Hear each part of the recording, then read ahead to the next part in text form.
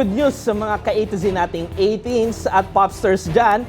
May bonggang collaboration ang Kings of Pop SB19 kasama si popstar royalty Sarah Geronimo. Bukod dyan, naglunsad din ang power couple na sina Sarah at Mateo ng kanilang independent record label. Ang chika ating alamin sa balitang A to Z Showbiz ni Lane Garcia.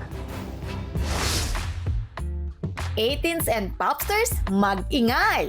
Inilabas na nga ang much-awaited latest single ng Kings of P-Pop SB19 at ni popstar royalty Sarah Geronimo na pinamagatang Umaaligid ngayong Miyerkules, July 30.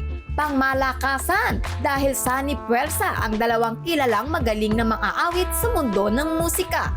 Sa Instagram, ibinahagi ni Sarah G ang nakaka-excite na balita na out na sa YouTube at iba pang music streaming platform ang naturang awitin. Mapapanood sa video ang tila crime and police story na atake.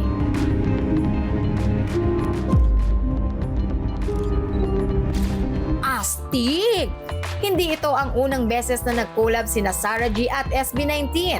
Matatandaang nagkasama rin sila sa awiting Ace the World na inirelease nito lamang nakaraang taon para sa isang kilalang brand ng gadget.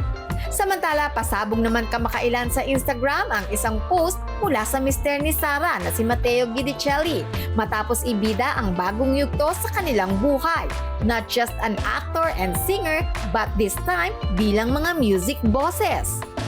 Yes na yes! Sa IG post ni Matteo, ibinahagi ang launching ng kanilang G Music na very own recording label ni Sarah G.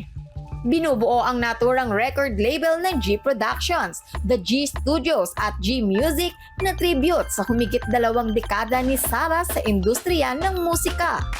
Habang bukas rin ng G Music para sa iba pang artist na mapansin ang natatagong galing at talento sa musika, mapa-singer man o songwriters. Grabe ang blessings!